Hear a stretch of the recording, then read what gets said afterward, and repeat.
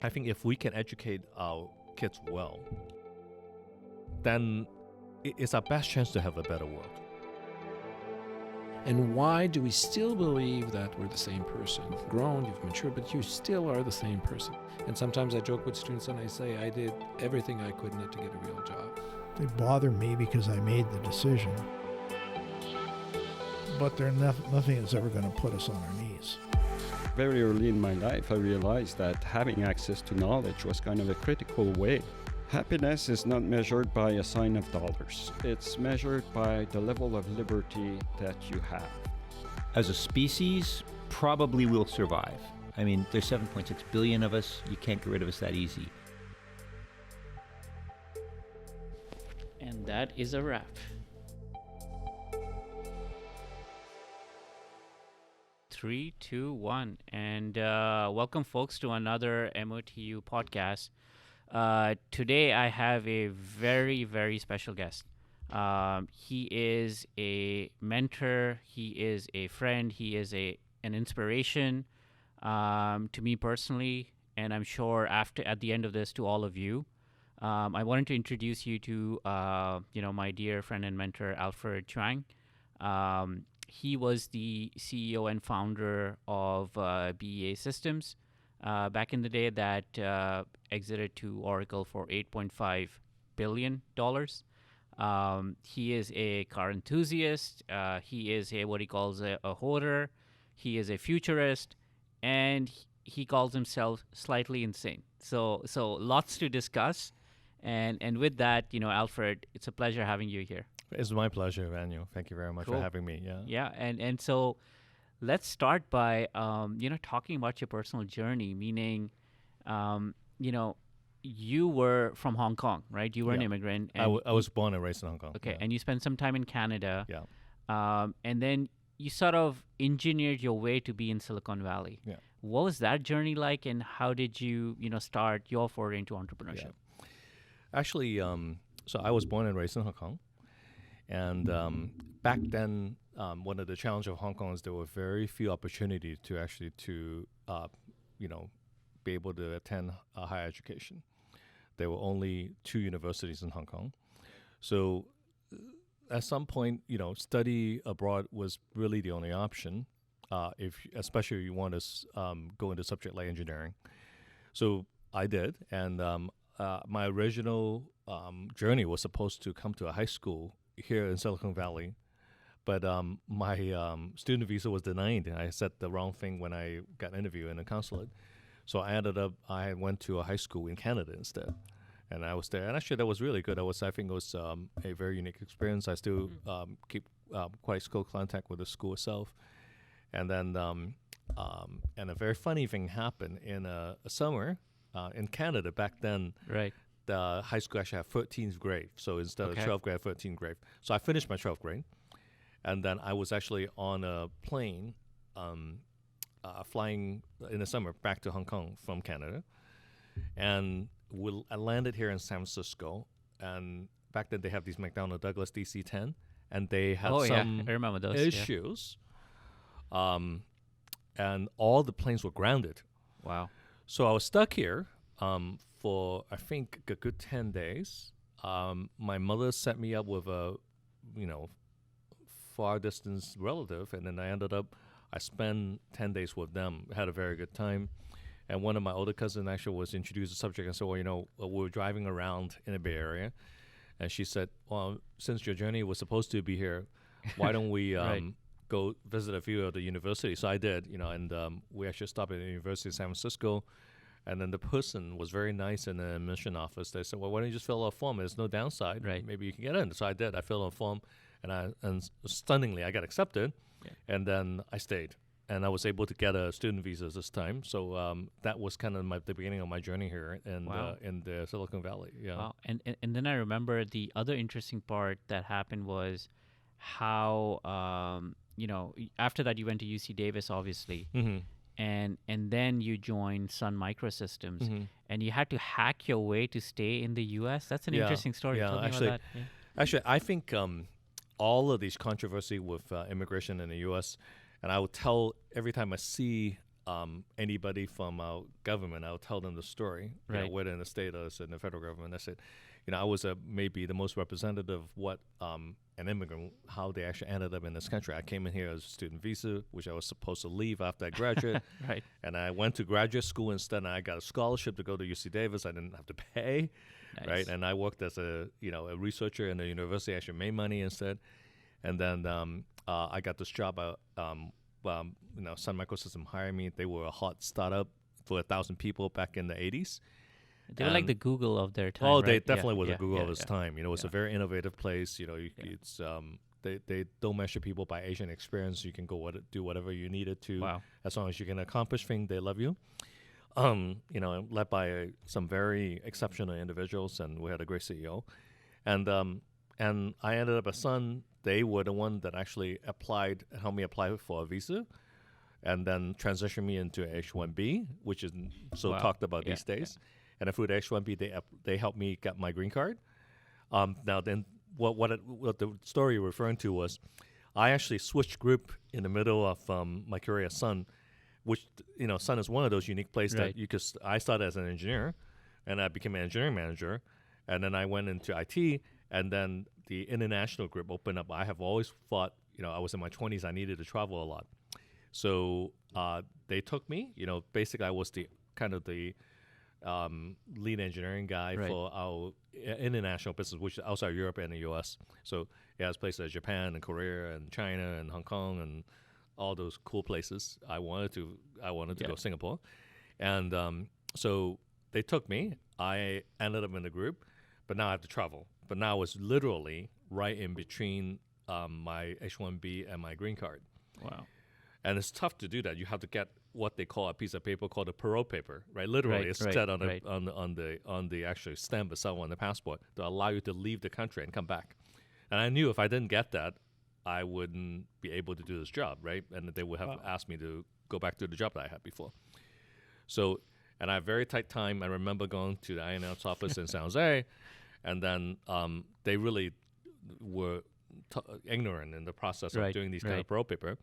And through a lot of the going back and forth, I was able to get it, but then the office closes at 4 o'clock, I believe. Oh, man. And then my flight leaves in the morning. Wow. So by the time that they approved and in the front of the building that said Yeah. I could get it, I couldn't go into the backup building to get the visa anymore because they were closed. So literally, I waited outside the office for somebody to leave. Right. And I sneaked in. I literally sneaked into the INS office. And I'm sure that this cannot be done today anymore, right? I mean, because security concern. Don't try this, folks. Well, I don't think we should try it. And I was able to get through a bunch of people. I think hide in the bathroom and then gone through, waited for the door to kind of like get ajar, and then walked into the person that were holding all of these return passports. Right. Back to the person, and actually I was able to get it, and I was able to travel. From Wow. then on, it became smooth sailing. It was I thought it was done. Wait, so you hid in the washroom and Yeah. and snuck inside, Yeah. and basically convinced the person to give you the paper. That's right. Now I remember the person really well. Yeah. And he was definitely grumpy because he was about to leave, and he has one of those old steel desks with the drawers on two sides. Oh, my and that's God. all they did. They stored all the passports that were supposed to give out extra in the drawer. Right. So I was able to negotiate my way of getting strangled the passport out Right. of the guy. Yeah. And were you always like this when you were young? Like always like trying to, not beat the system, but game it or tweak it? Like I wouldn't say game it. Yeah. But I think to use the word relentless is the right appropriate word at times, because Okay. I think, to me, unless things are what I call done, it's all the way done, is meaningless, right? Right. So it's extraordinarily critical for me that, I don't like bureaucracy, right? So right. so if the paper is actually done, the passport is ready, why can't they give it to me? I mean, the boundary of as close as 4 o'clock Yeah. Yeah. is not something I really care about, Yeah. right? And I think in the old world, we have a lot more restrictions to time. Now, a lot of that's been lifted. It's not all lifted yet, Yeah. right? Yeah. So we still have a lot of old school setup that times are, the opening time and closing times are Right. critical. Right. But our supermarket open 24 hours a day. Most of the online purchases available 24 hours a day. Right. We can get onto chat and get support 24 hours a day. I'm hoping that's where the world is going to, so we become more efficient, right? So Right. things are not wasted. Why should we waste 24 hours and miss an opportunity? Sometimes agree. opportunities, I agree. Are critical to be taken at that moment. Right. So if you don't take it, you don't try enough, you're not relentless enough, you miss it, and the cost you take on may be totally different. So to me, that stuff will really bother me, Right. If I didn't try it all the way through, right? Right. What's the worst thing that happen, right? They say, I trespassed the place, right? What's the crime, right? Yeah. Oh no, that's an interesting way of looking at Yeah. it. So Alfred, you have this saying, done. Yeah. And this has like really stuck with me, and it's something that's now part of my philosophy in my daily life. Can you talk about that, what that means, and B, how you applied it when you started BEA Systems? Well, I started as a software developer, and software is some people call it art. Yeah. But it's a very dangerous invention, actually, because it's non-physical, right? So it's a set of logical steps that we typed up and put in the computer and let the computer run. Over the past few decades, we have become totally reliant on these steps to be flawless. Right. And now we're developing autonomous vehicle. We have a lot of automated response to emergency that based on the software that we have. We have neural nets where we don't even know what's happening inside. We have neural nets. We are now rapidly inventing things on artificial intelligence and self-learning. Right. So from a software engineer perspective, there isn't room for any half-done software. There really isn't room for that at all, right? That is a disaster if your software is half-done, half-baked. So it's easy to develop this philosophy that things have to be all done, right? Right. So to me, life is too short for half-baked things. Yeah. Now, I know in practice, people may not be able to, reliably get everything done all the way through. Right. For whatever circumstances of life. But it's just something that I have a difficult time dealing with. So I try to get everything to be like tucked in and all the way done. Right. I think life is too short for half-baked stuff. Right. And do you find that contradicts sort of some of the today's mantra around move fast and break things and just agile and just hack it and launch your product without it doesn't need to be perfect, just need to launch something? I think in practice, several things is critical. Right. Speed is extraordinarily critical. Yeah. And I think we should separate speed away from whether things has to be done or not. Okay. Now, So speed would be another variable. Oh, but not I part think of that. speed Okay, is a okay. totally different variable. Okay, okay. And I think there's no reason why you can get everything to be perfectly done fast. Yeah. Right. Life is miserable if it's moving slowly. Right. I mean, like, I have to be honest with you. I've gotten better. I think maybe just because of its naturally aging cycle. I used to have such a difficult time in the morning. I wake up and I just thought the whole world's in slow motion. and I struggle with that. I said, well, why can't we just move faster? I mean, like, obviously, you go travel and all the bureaucracy around, maybe is all needed for security and other reasons. And our air transportation really hasn't improved that much over the last few decades. For the reason is the plane doesn't really fly any faster, and the way that we go into the airport and have ourselves checked in, and oh my God, it's just is really it's slow.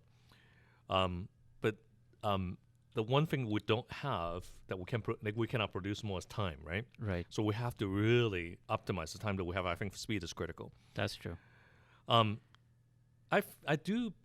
On the other hand, believe that fast failed is a critical thing in today's world, because as we are, one thing we don't know is as we are inventing so many things now. Yeah. And I think the new world order between software and hardware especially in technology innovations, is to allow us to be able to invent things very rapidly. Manufacturing is now fast. Yeah. Invention is very fast, and our system to support invention is also very fast. Yeah. But not all the things are ready for the market, and user adoptions are unknown. So unless you try, you won't know. Right. But I think our intention has to be very clear, though, right? So if we are going in, this is to try the market. It's Right. very different from we want to scale and assume it's working. Right. I think when it frustrates people is sometimes in tech is people have very audacious claim of stuff.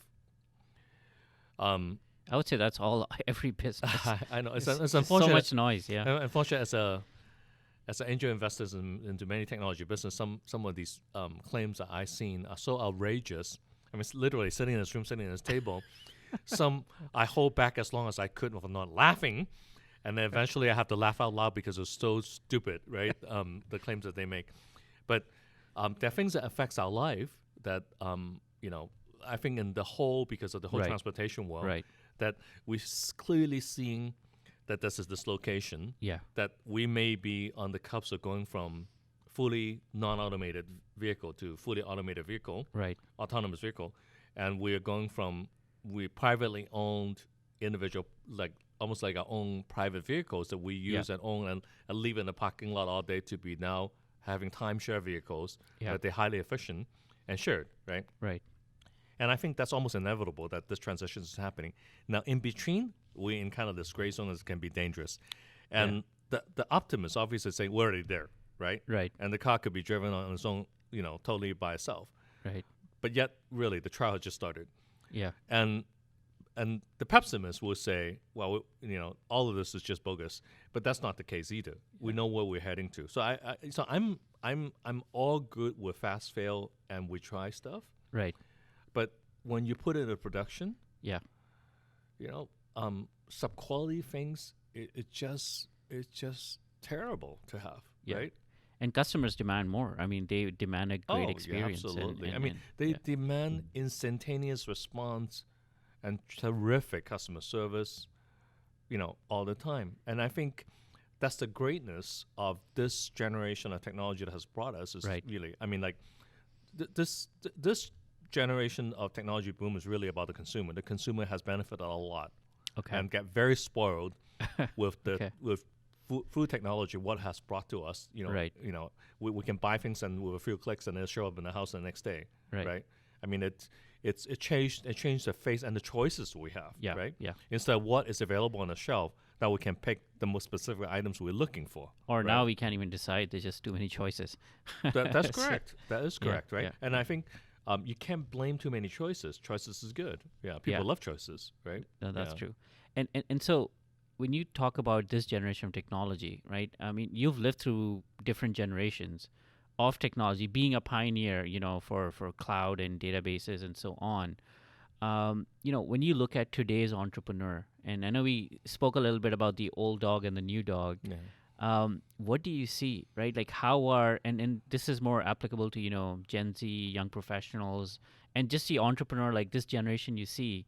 What do you see? I think we're in a very magical age of enablement for building software in particular, hardware as well. A lot of it has to do with just open source libraries that widely available.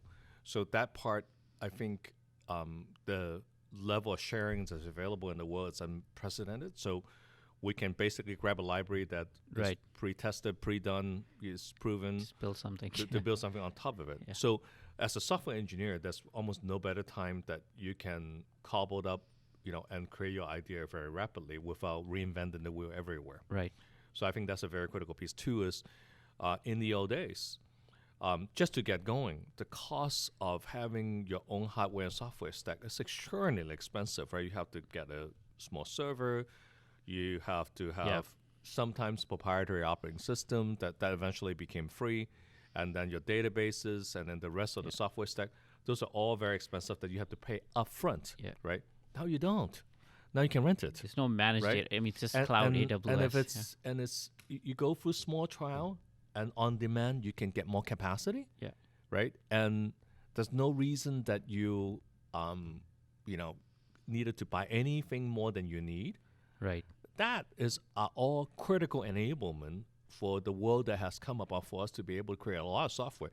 Some would argue that maybe we're creating too many too fast. Okay. But how could that be bad, right? Yeah. Yeah. And so where do you see the trends going from here? I know it's a broad question. Yeah. There's no doubt in my mind we're barely seeing the beginning. Really? I think this is one thing that, I'll tell my mom. My mom is 89 years old. I'll tell her, so I get very lucky. So my sister is a lawyer. My brother's an Right. architect. Their industry has changed very little.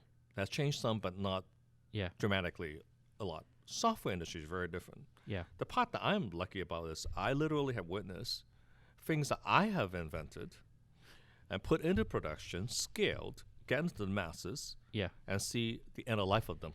Wow.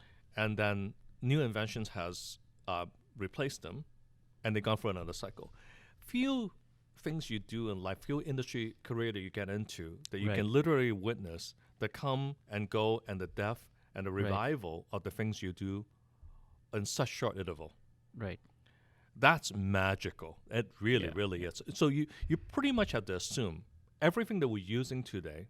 I mean, it's so hard for people to imagine that I'm using the search engine. It's like Right. that my whole life is on it. That everything that I do is first thing I go to the search engine, right? And I can't buy anything but going through this e-commerce site, Right. right? And I cannot go anywhere but to click on this ride-sharing app. But you can almost guarantee all those will be replaced in our lifetime, Yeah. right? Yeah. That's astonishing, right? This is something that people don't think of. And it just seems so natural. It seems so natural, Yeah. right? And everybody in the technology industry, for sure, and even now we're Right. training the consumer to believe in the same thing, that it's okay, right? Now, why do you think that is? Because one argument was it's atom versus bytes, Mm-hmm. but then when you see the legal industry, it's all ideas, ideation, and it's all in the mind as well. Yeah. So why is it that our sector or the software industry has evolved so quickly, but finance is also still lagging behind? Yeah. I think wealth creation is a very big part. So if you look at one thing that you can't argue is technology has created a lot of wealth for people. Yeah. So it attracts the smartest mind to go into tech for that reason. Mm-hmm. And you look at, I'm very involved with several universities around the globe. And you should look at the size of the engineering school and the rate of its growth. Right. It is such astonishing rate. Right. It's because that's where the money is. It's almost sounded too practical. Right. But it is the truth, right? What kids don't want to go for 4 years of college and don't get a job? Yeah. Yeah. So no matter how difficult it is getting an engineering school, that you need a 4.7, 4.8 grade point average to get into a great engineering school, they know that at the end of that tunnel, after 4 years, their life is going to be wonderful. That's the Yeah. beginning of their life being wonderful. How could you not, right? So I think... But wasn't there money in finance in Wall Street? I mean, there's sure. money there. Oh, sure. But I don't think it has the same velocity and the same pace and the same...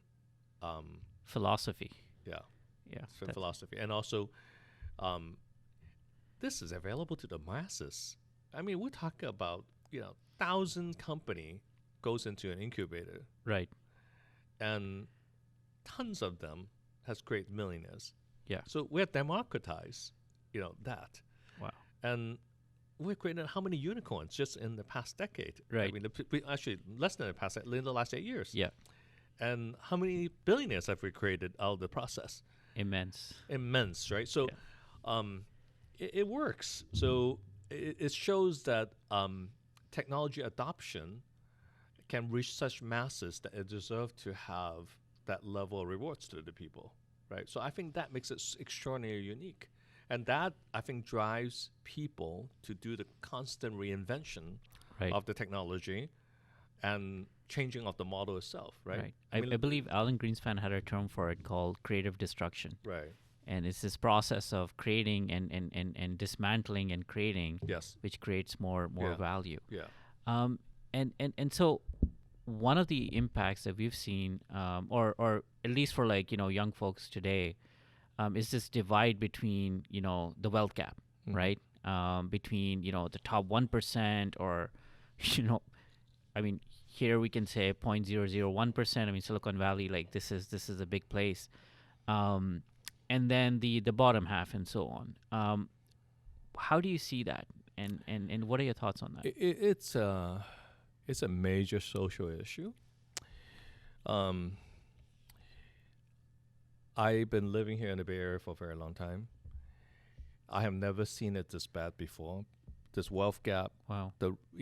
You go to a free Michelin star restaurant on Mission Street. You walk out, and the whole street is full of homeless people. Right. Yeah, it's terrible. I mean, I don't know how people feel. Yeah. I certainly don't feel good. Yeah. Walking into those restaurants and spending a lot of money on a meal, while other people don't have food to eat. It's a controversial subject, right? So I definitely have been leaning on the side that we really have to focus the help and work on solving the homeless problem. Right. Because I think oftentimes people don't understand fully how someone can get into such despair and become homeless. Yeah, yeah. It's not that difficult, really. I mean, if you hear enough of the story, volunteer enough in the soup kitchens and other places, you find out that these people just months ago, they might not be, they're not drug addicts or anything. Right. They could well be just they have lost their job. And then they got kicked out of their apartment. They're in temporary housing. They get kicked out of that. Wow. And then now they line up, in a shelter. And then they have to line up so early because it got filled so early in the day. Their whole life now get in a circle just waiting to get into the shelter. And they can't find a regular job anymore, right? Wow. So unless, I think there's help for them that allow them that room to maneuver to get back onto their feet. Right. It becomes systemic. I mean, this is a major, major, major issue. And I think as a society, as a modern society, we have responsibility to help the ones that need that have needs. We really have to. We don't have choice. Yeah, no, I mean, it's amazing to hear you say that. Also, I mean, you as an immigrant, and crossing, Canada and then U.S. and you're a self-made person. So you see that, right? Your life wasn't always easy, right? You had to hide in washrooms and like figure a way out and beg and plead just to be able to stay here. Right. So that's right. So empathy is important. And then going forward from here, like, how do you see this unraveling? Because right now Silicon Valley is going through this massive boom, right? Interest rates are historically cheap, and everyone's having it's a party here. Do you see dark clouds on the horizon, or do you see like more partying and more crazy valuations coming in? I'm not an economist, but I've seen the ups and downs of the tech industry a few times, more than a few times, and also the financial crisis. This business is cyclical, right? So because there would be a point where we can only absorb so much new technology. Yeah. And then it will peak, and then there will be some consolidation that happen, and it'll start again. Yeah. Now, this particular boom is a little different from the previous boom because so much of those fundings are privately held, and they're in the venture community. They were in the wealthy individuals that are funding them. They're in the private equity firms. They're not like before, like at least the last boom that was in the 2000s, where majority of the equity were held publicly. Right. And they were held by hedge funds. So when there's a collapse in the public equity market, there's almost no escape, right? So all the oxygen gets squeezed out, and then that's it, right? The bubble's bursted, and then, I try to explain to people that are here, they see this horrific traffic and the $4,000 a month for a tiny 500 square foot apartment. I said, that happened before. It happened in 98, 99, and 2000. And you lived through it. You lived through it. And the 101 traffic is so unbearable that on a Friday night, it takes hours, to travel 40, 50 miles. And then all of a sudden it ended because the people leave the valley because it's too expensive. They can't live here. They left. This time, I think it's harder for that to happen overnight because so much of the money is still held privately. Right. And we have actually we have not a lot of companies that are going public. Yeah. And the hurdle rate to go public is now much higher than it ever had. So Right. you have to have a lot of revenue, and you have to have a lot of growth to be able to even go out there. So we have a lot of companies that stay private for a very long period of time. Is that a good thing? I think there's a lot of debate on that. Right. The good news is it helps create a lot more company than it could have otherwise, right? Because there's not enough room for all of them to be super successful, super profitable, to all become publicly held. Right. And we don't have enough hedge fund to have enough analysts just to buy small amount of shares on each one of these companies and follow them. Yeah. So this is really not possible. You know, Right. it's just we don't have the resources in the public equity market to do so. Right. But so the good news is we were able to invent a lot. So the bad news is obviously then you were able to hide some of the fundamental issues. So you do have companies that are burning a lot of cash. Right. Some of them they're really not tech, but then now they package as tech, and then the investors that they don't know enough, right? Right. Not all of them, they write code for a living, so they don't know enough of the inner workings of why this is differentiated from the other ones, right? Right. So they have unique technology where they can command ultimately a royalty over a very long period of time. I think that part is challenging, but overall, I think I'm encouraged with having this boom that every day I see interesting company, interesting invention. That part is really good. Yeah. Okay. Cool. And so I know sometimes you're mainly, from my observation, very optimistic on the future, but you also mentioned some sort of dystopian sort of situations. For example, we're getting into this age where we have a few companies that are becoming really powerful. This consolidation, right? We're not at the Rockefeller era again, but it seems like there was a time where you would have regulations, you would have companies being broken and so on. But now we're at an age where for example, Facebook, right? Congress can't even figure out social media. How are they going to legislate?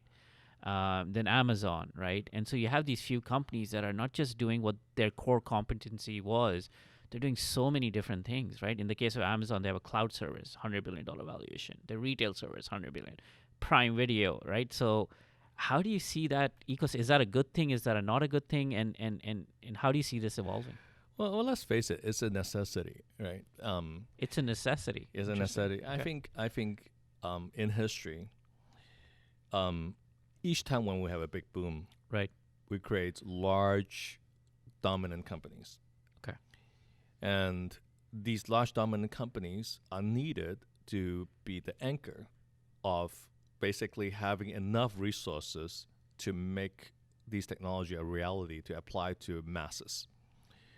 And they shift, like shopping is a very good one, right? So Right. we went from this dramatically different from fewer choices, physical stores, highly inefficient kind of old model to an extraordinarily efficient, right? Right. Almost just-in-time Yeah. logistics and delivery of the goods that precisely what you want to you. And the benefit to the consumers are tremendous, so that's why so many consumers are addicted to it. But that requires so much resources to get put into it. I mean, because they will have to not just have the items and have Right. the inventory of the items, but now they may have to get into the transportation industry, right?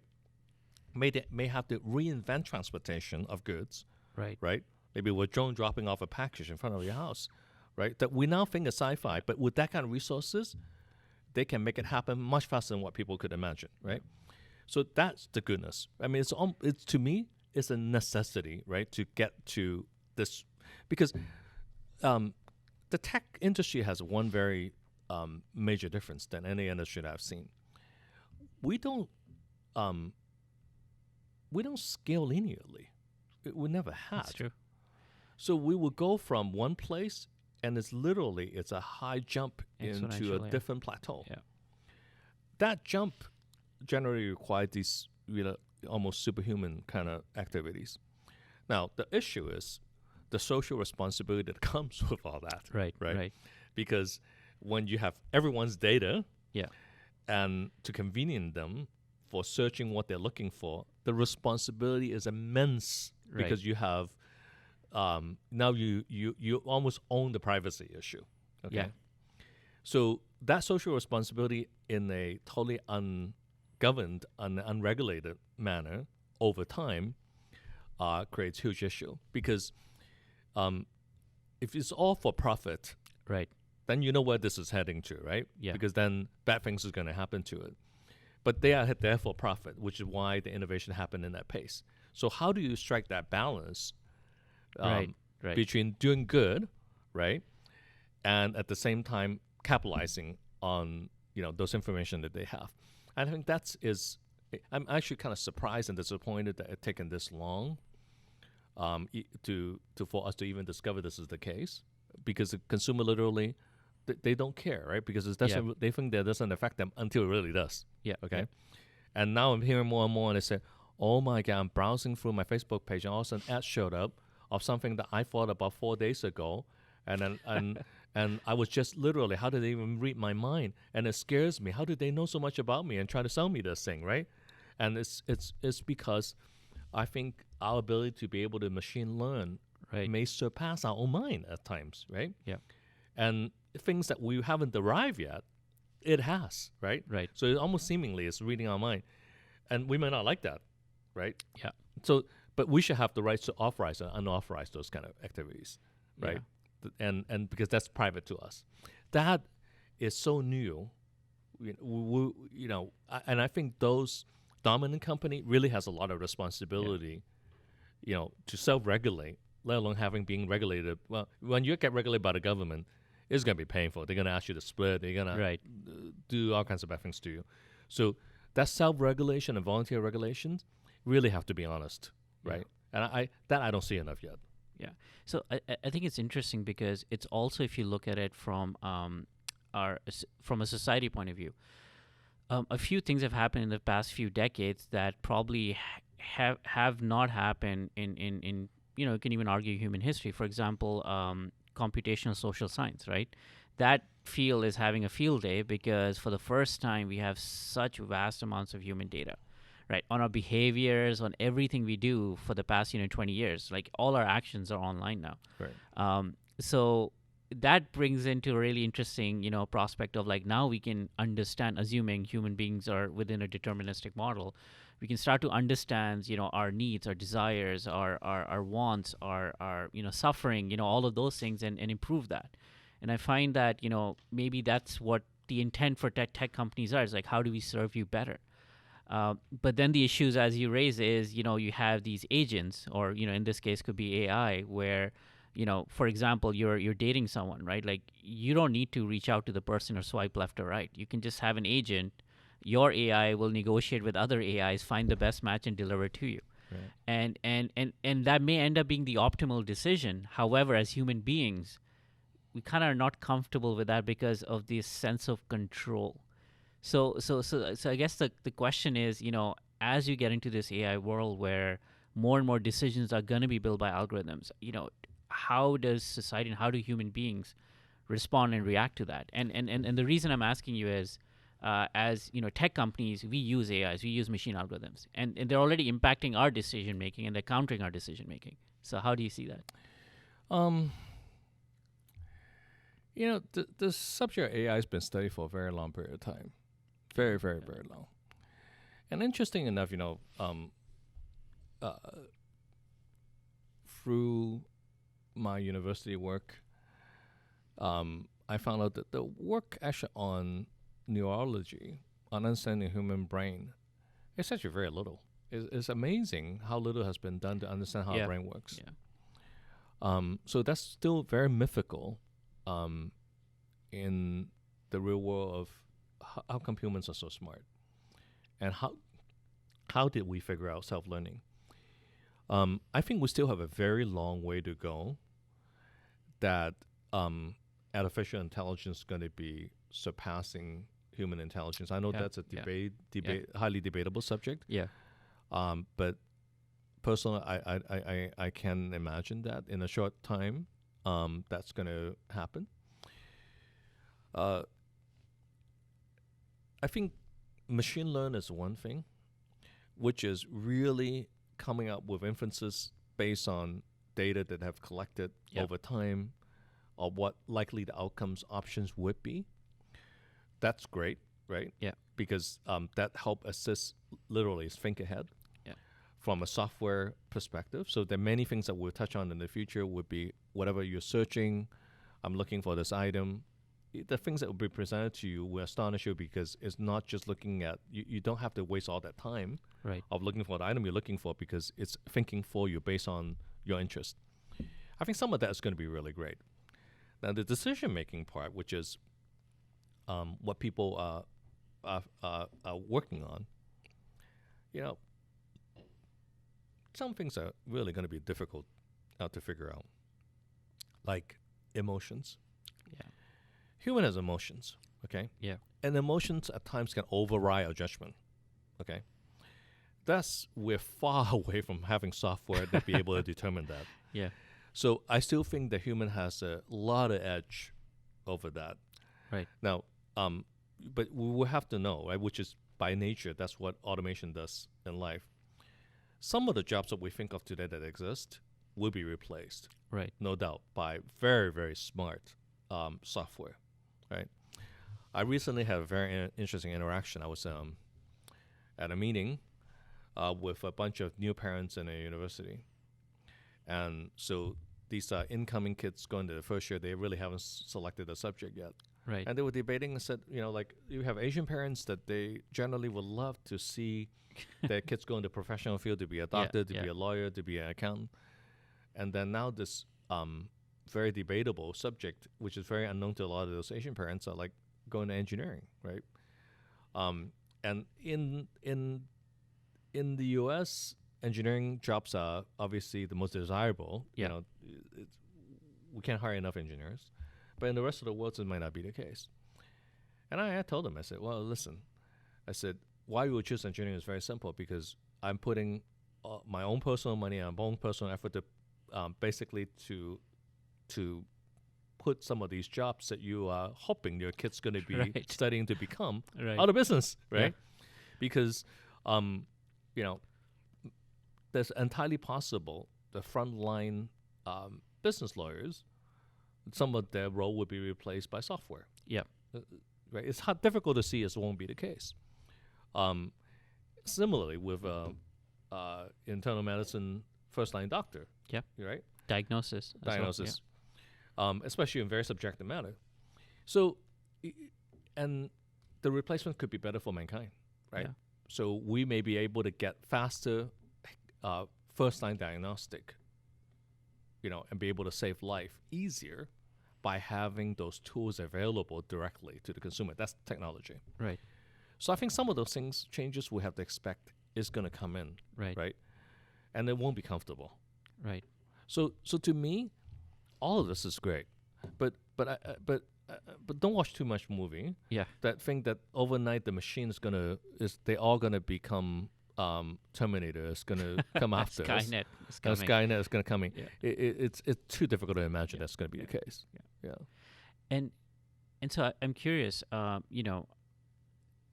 There's a model that we call the Western model, right? That leads to innovation and everything that's good on the planet. And being that you're from China as well, and this is the past 20 years phenomena. There seems to be another model that's coming out, and it's being effective and it's competing, especially in fields like AI or engineering. For example, in North America, we have yet to build a high-speed, bullet train, while China is basically brought it to Tibet, right? What's happening, and what do you see is going on? Well, I think that's not just technology. Okay. I think cultural. I think culture. Okay. Right. Okay. And I think the government systems are very different. In extraordinarily democratic world, we have legacies. Yeah. Right. And people have rights to hang on to their legacies, whether it's a house, whether it is natural resources, whether it is road that we like to use. So once you have that established, changes actually in some way become more difficult, right? So, that's a good way of putting it. I think if you think of the Western world, because we have well-established route transportation process, some level of automation. So look at the California DMV system reimplementation, right? I think it's not only systems. I think it's been very difficult because we have a lot of legacy that we have to replace. When you have little legacy, Right. it's easy to implement. Also, when you have a government that have tremendous controls, right, over what they can do magical things, right? They say, "Oh, you have to move Right. because I'm going to build a highway on top of you, or your Right. house." They move. Now, in our world, it's very difficult. I mean, I joke about this. I Right. said, some country, especially like India, is Yeah. a good example. One of the most democratic places in the world, right? Everything requires such a long debate, Nothing gets done. right? Red tape everywhere. Because everyone has a say. Yeah. So you have the opposite, that people have little say, but then you have very fast progression, right? Which is why it's it's not surprising to see when it comes to like some area like AI, because AI have high dependency on data, right? Right. And China really has done such a good job in hoarding the data, right? And being able to make that kind of leap and bound progression. And I would argue that China is probably at this point in time is ahead of the U.S. in artificial intelligence research. Yeah. Ahead of the U.S. Yeah. And Yeah. is that a good thing? Is that a danger for the U.S.? How do you see that?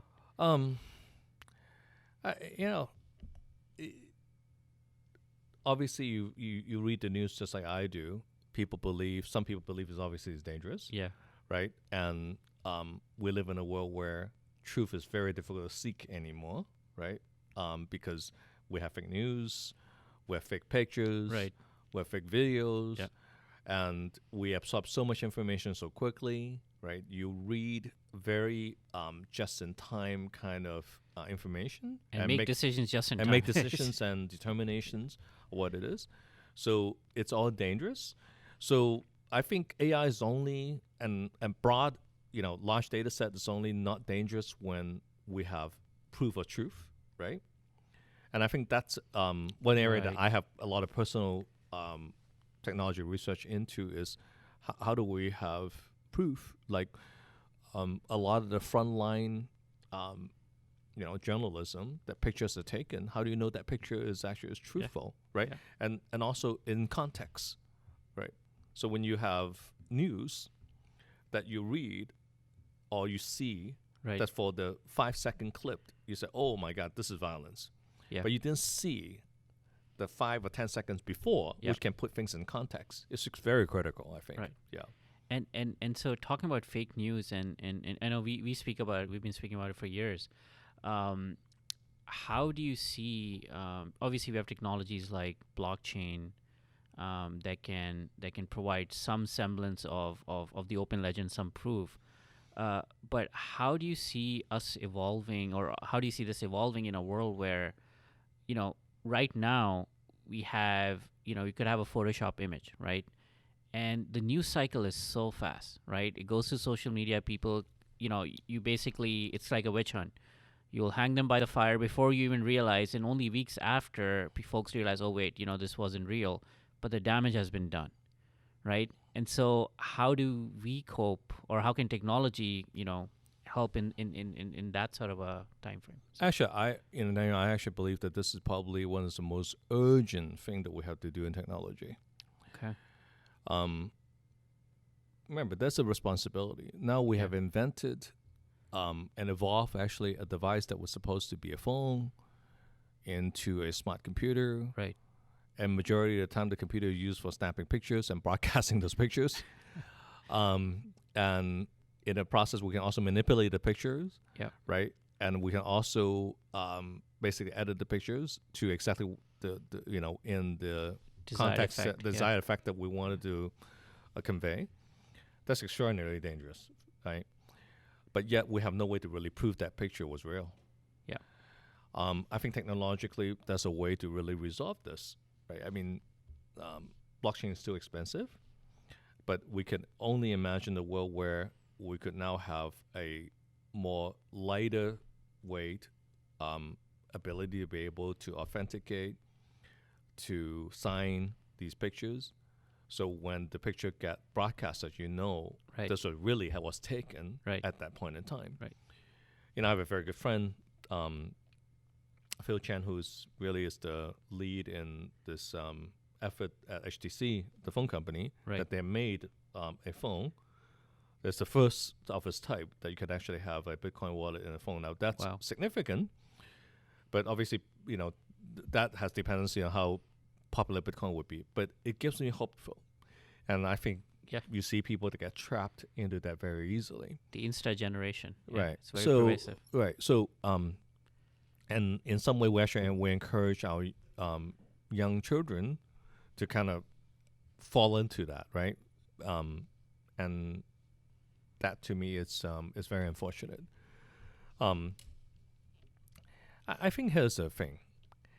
I've always been passionate about education. Right. I think in the past, almost all of it is focused on higher education. Now, actually, a bit more is going down in the food chain, maybe even in the high school education. And I think that's because I think that's the only cure all that we have. I think if we can educate our kids well, Right. then it's our best chance to have a better world. Yeah. It really is, right? Denying climate change is not hurting us. It's a sin. It's Yeah. hurting us. Yeah. Right?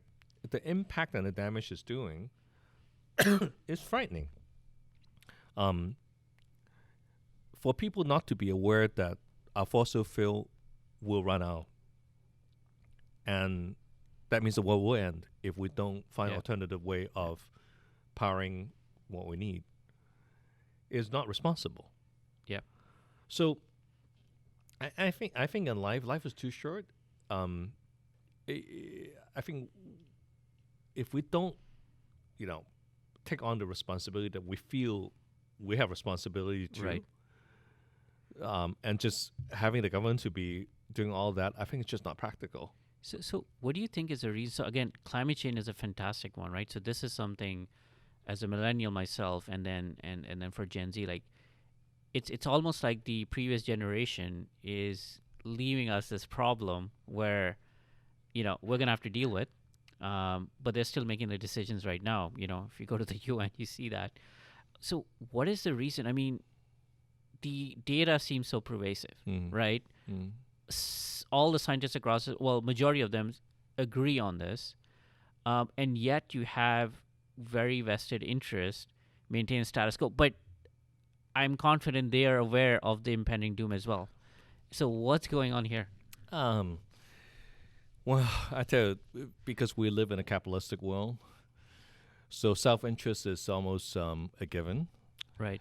and I think we literally are witnessing several issues. One is because self-interest of people making money is, and so many livelihood is in this old way of making money that people love to have it kept alive.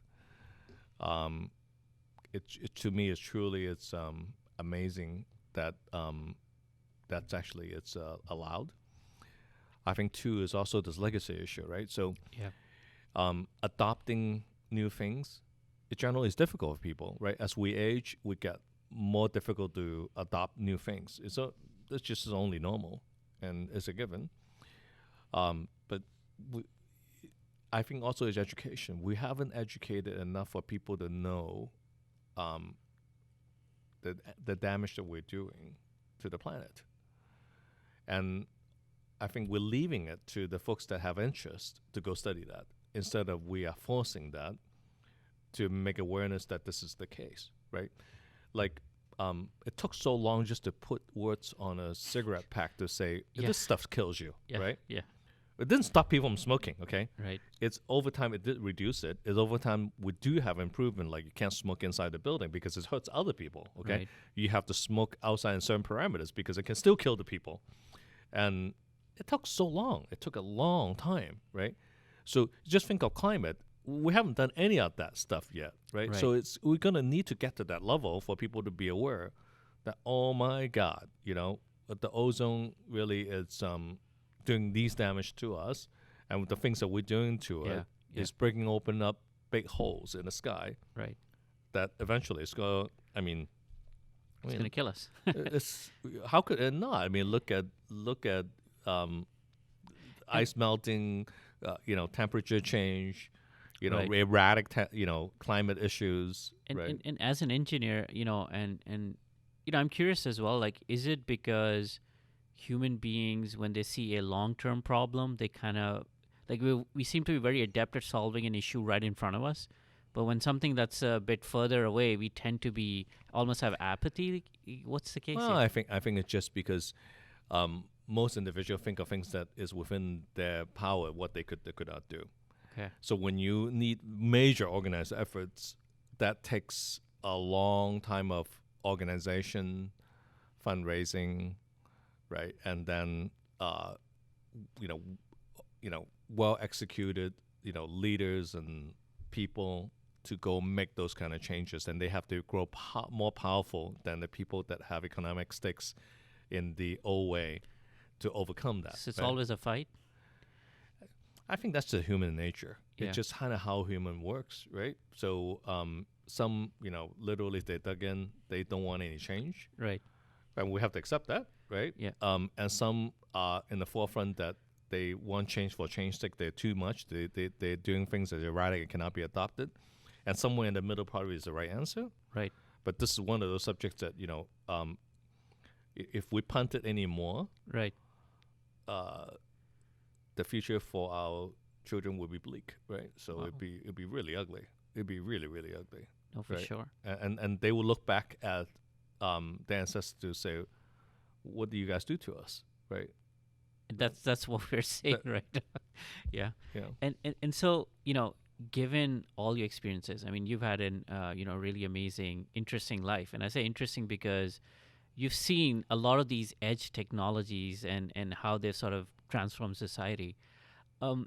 When you look at, young professionals today, millennials, Gen Z, what would your sort of advice be for them? Like, if you were to start out today, what would you be doing, and what path would you like them to think about?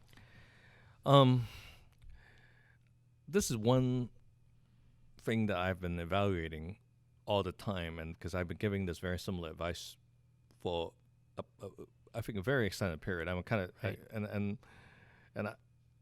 I'm well aware that refreshing those advice constantly is going to be critical because things are changing. Yeah. One thing no doubt in my mind, right? Get as much education as humanly possible. And by education, do you mean a degree? By education? Oh yeah, Okay. I think so. Okay. I think so. I think stay in school as long as you can. This is the reason. Because a mistake you made in a school is almost free. Yeah. You Yeah. can recover for almost paying almost no price. Yeah. Everything that you do after that, right? The price could be ginormous, especially, depends on the type of industry you get into. You have Yeah. ginormous responsibility for the Absolutely. damage you could do, right? Look at the energy industry, and when there's an accident, I mean, like, it costs life and it costs damage to lots of people's, Oh, yeah. belongs.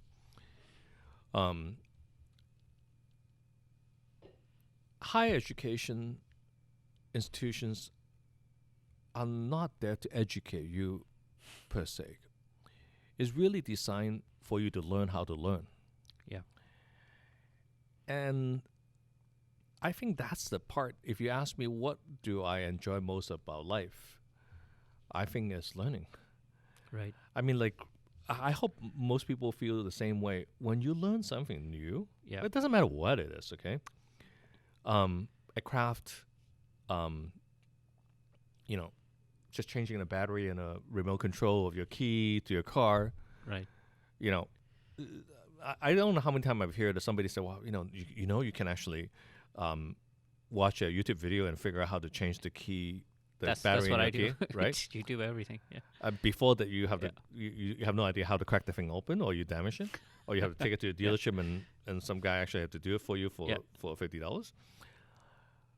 That quest to learn, the ability, the satisfaction of learning is so great.